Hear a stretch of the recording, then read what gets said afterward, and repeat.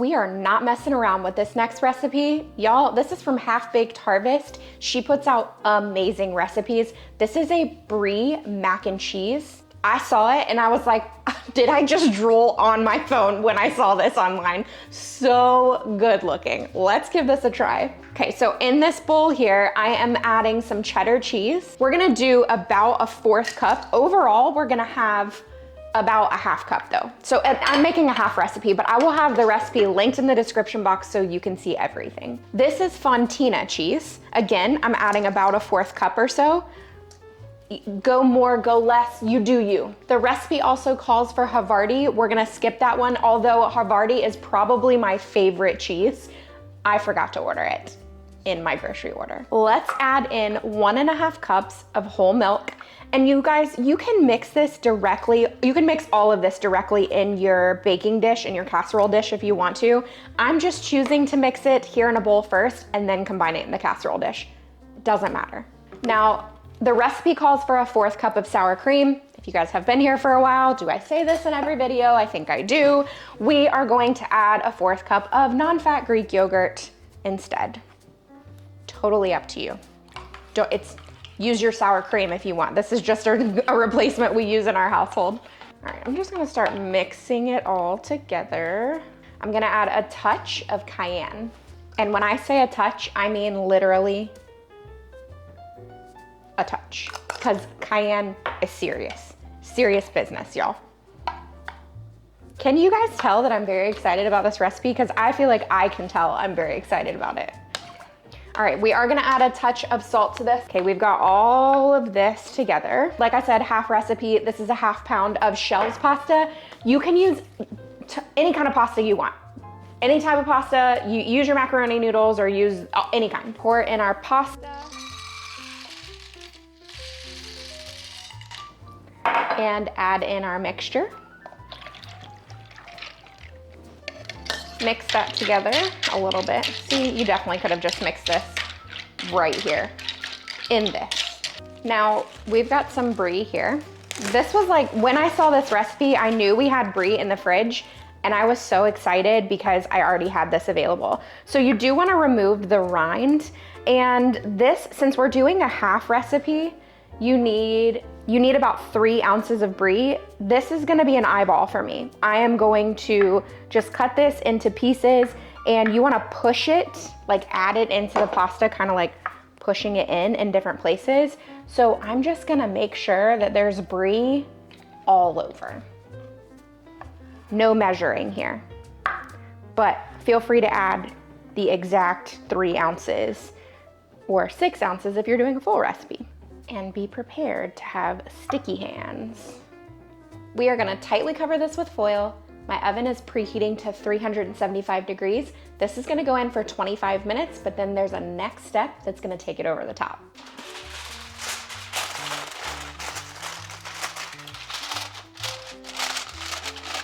Okay, while the mac and cheese is in the oven, I've got 1 tablespoon of room temperature butter here in this mixing bowl. I'm gonna add a little bit of onion powder, like a 1/4 teaspoon. It doesn't need to be too much at all.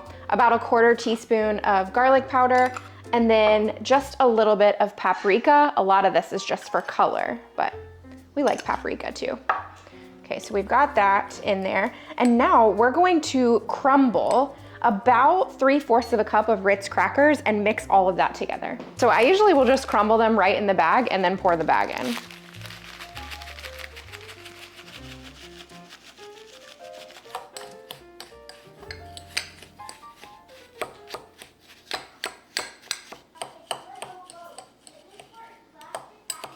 Ooh, this is hot, y'all. Okay, I'm taking the foil off. And I am gonna mix it a little bit. I don't know if you're supposed to, but we're gonna do it anyway. I just wanna make sure when it goes back in the oven that all the pasta will get cooked and not just the pasta on the bottom. It looks really good. I wish I had wiped the casserole dish clean though. It would look even better. Let's take the cracker mixture that we made and we're going to put this all over the top. And the rest of the cheese. So remember, we only put half of the cheese inside of the recipe. So the rest of it is gonna go on the top.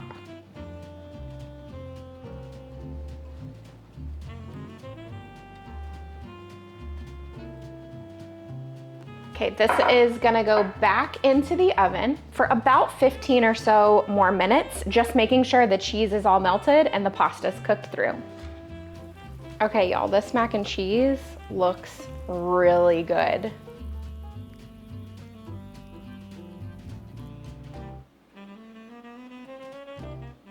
All right, time to try the mac and cheese. Just came out of the oven.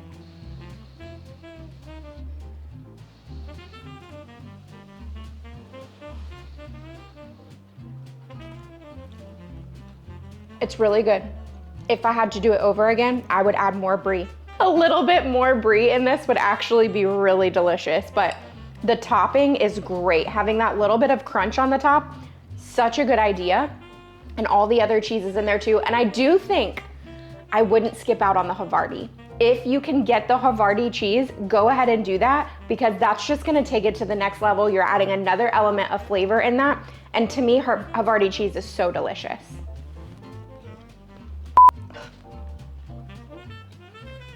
The flavors are really good. It's not too cheesy. I know some people say you can't have a mac and cheese that's too cheesy, but I actually think you can. If the cheese overpowers everything and that's all you taste, it is not like that at all. I think a little... If you've been here for a while, it should be no surprise to you that we love sweet potatoes, and I like them so many different ways. So I'm constantly looking for new recipes that we can use for sweet potatoes. So today, I've got a new one for you. Okay, so we are going to cut these potatoes. I've already peeled them. We're gonna cut them into about 1-inch cubes. They don't have to be perfect, but roughly the same just because of cooking time. Want to do the next one? When do you need me to do the burgers? Okay, I'm gonna melt about, oops, good thing my counter's clean. I'm gonna melt about 4 tablespoons of butter. Okay, so we also need some rosemary for this recipe, so I'm going to mince some up here.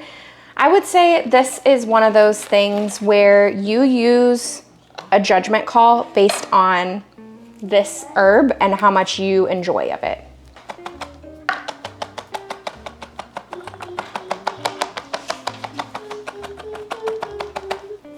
Okay, so I would say we have roughly a tablespoon of minced rosemary, tossing that in with the sweet potatoes. Let's add in that butter. And we're gonna add in about 3 tablespoons of honey. I'm not gonna be measuring this. This is just by sight. Just to give it more power. I didn't know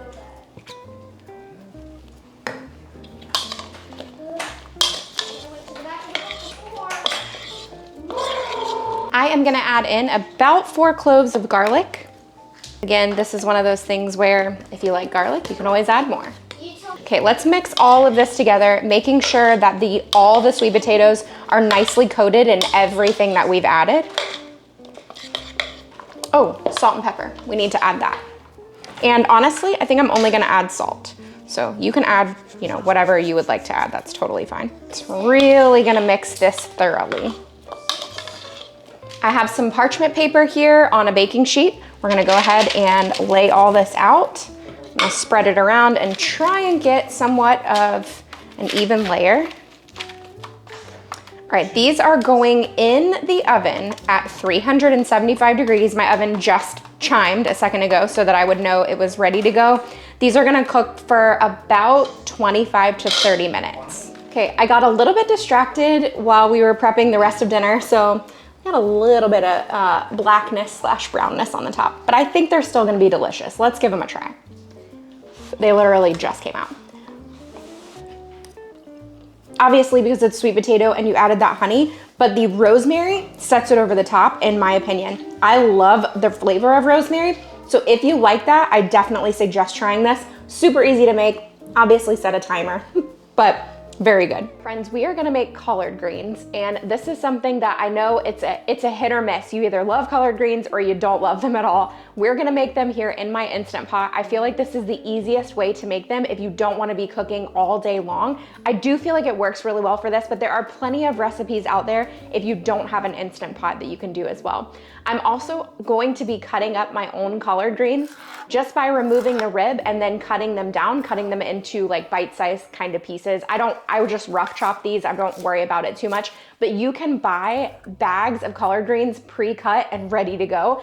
It's a little bit cheaper to do it this way, but you do it however you want to do it.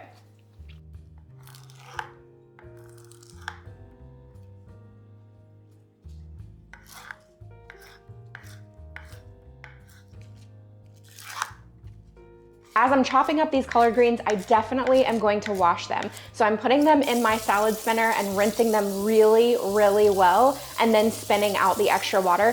You wanna do this because they're almost like sandy. They don't spray them off very well before they bring them to the grocery store. So you can feel like the grittiness of the sand or the dirt that they were growing in. So you definitely want to rinse these really well. Like I said, we're taking the ribs out and we're chopping them up into pieces. And then while my bacon is cooking in the oven, I prep bacon a lot in our household so that we have it for the week. I'm doing that right now, and I'm gonna be using 6 to 8 pieces of bacon once that comes out. But while that's happening, let's prep our sauce that's gonna be going in with the collard greens. Okay, we're gonna mix together 2 cups of broth. And typically you use chicken broth for this, but I have beef broth or bone broth already in my refrigerator, so we're gonna go with the bone broth. We're gonna add 2 tablespoons of apple cider vinegar. Now you can just go ahead and add all of this directly into the Instant Pot if you want to, but my bacon is still finishing up. I'm prepping that for the week, so I figured I'd go ahead and just mix it all together. We also need 2 tablespoons of brown sugar.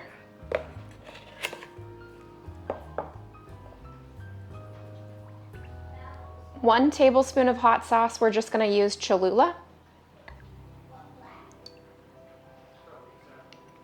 If you wanna add a touch more heat, I would suggest a little bit of red pepper flakes. If you don't like the heat, I would keep it like this. Okay, and I'm gonna add a touch of salt. And we'll just mix this together and it will be ready to pour over the collard greens once my bacon is ready to go. Now this is a thick cut bacon. You just wanna grab any type of thick cut bacon that you like, and we're just gonna cut this into pieces. It'll probably actually just crumble nicely into pieces, but I'm gonna cut it up. You can add as much or as little bacon as you want. For the amount of collard greens that we are making, I decided to go with 6 pieces of bacon, but I also think like 10 or 8 would be really good in here too. But we like to reserve some for breakfast, so I didn't wanna add the entire pound.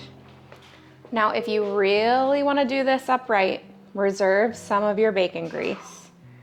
And you're gonna add that. This is my 1/2 tablespoon measurer. So I'm gonna add about 1.5 tablespoons, and then just mix all of that together. Let's add in the sauce mixture that we made. Pour that all over the top. This is gonna be so delicious, you guys. Oh, we got quite a bit of brown sugar there at the bottom. And we need to add in our bacon.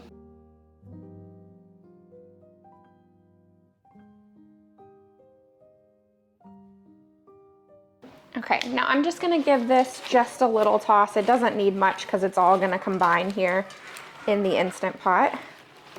It smells delicious already. Now obviously you don't have to make this in the Instant Pot, but I do feel like it's really easy to do it that way. Also, you'll be surprised how much this looks like it is, and then what it looks like when it actually mixes together. Once it's cooked, you'll be surprised how little this amount is. All right, we are going to pressure cook this for 20 minutes, and then we'll let it slow release for just a couple minutes before we release the steam.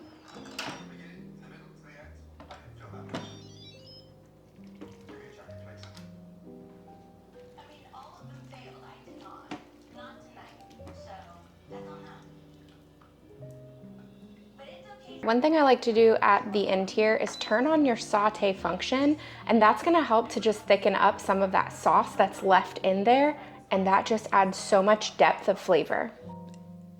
Don't these look so delicious? You guys, it smells good like all the way out into my garage. That's how good this smells. Let's give these a try. If you like collard greens, this is the recipe, I'm telling you. There's ever so slightly, there's just like the tiniest bit of heat. Not too much, not too little, it's perfect. It's the perfect amount of sweetness to saltiness. These are so good. You have to try these. Absolutely one of our favorite sides of all time is butternut squash risotto. To start off this recipe, we are going to take a butternut squash and cube it up into bite-sized pieces. You do want to peel it. We're gonna cut up as much as I feel like we need.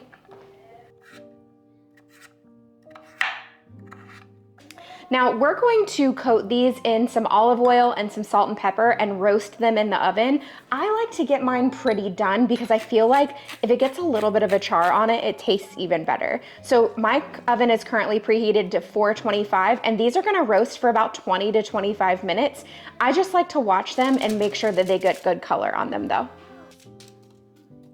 All of my ingredients are already right here. You guys saw we roasted that butternut squash earlier.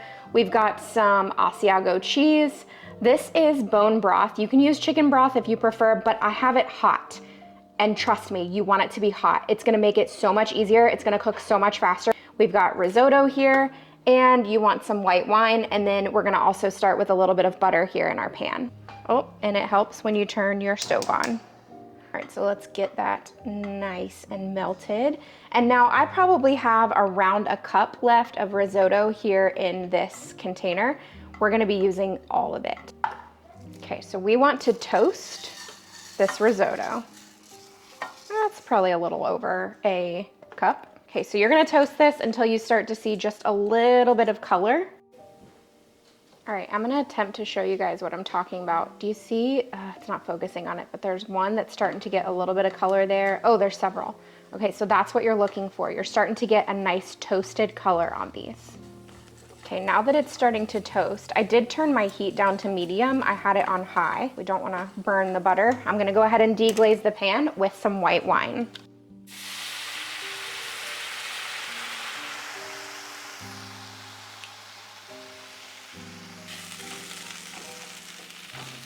Make sure you cook all of that out. It doesn't take long to do that at all. Oh, we got jumping risotto here. So like I said, you want this broth to be hot. And the reason is if it's cold, every single time you go to pour this in, it's going to have to reheat itself up. So I usually will add about a 1/4 cup at a time. We're gonna heat that up, let it cook down.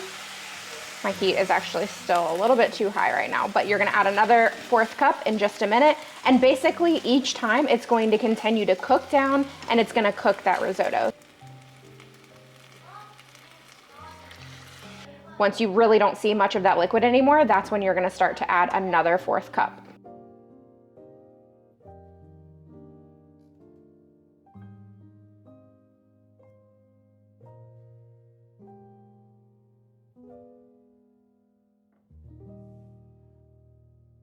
You're just repeating this process until the risotto is completely cooked. So this is where we are. We have used all of the bone broth at this point. It does need a little bit longer, but the flavor's on point. So definitely switching to water. Per like 1 cup of risotto, we go with about 2.5 cups of broth and then swap over. All right, so we are at a really good consistency here. I am going to add in a little bit of this Asiago blend cheese. You can use whatever kind of cheese you like, but I do feel like a Parmesan or an Asiago is perfect for this. And we're also gonna add in the butternut squash that we roasted, however much you want. Let's start with about that and see what it looks like. Now, obviously, if you're not a fan of butternut squash, you could just do risotto, or like a mushroom risotto even, but the butternut squash is so good, you guys. This is an all-time favorite recipe. Okay, you know you wanna try this one. I mean, How could you not? Truly one of our favorite sides of all time. Like, it's one of these things where you know it's a special occasion if I'm making butternut squash risotto. It's so good. The butternut squash has a slight hint of sweetness, but then you tie it in with the saltiness of the Parmesan and the Asiago cheese and the bone broth, and it's the perfect balance. It's so good though. It's so good. It's for sure a favorite.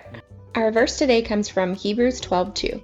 Looking to Jesus, the founder and perfecter of our faith, who for the joy that was set before him endured the cross, despising the shame, and is seated at the right hand of the throne of God.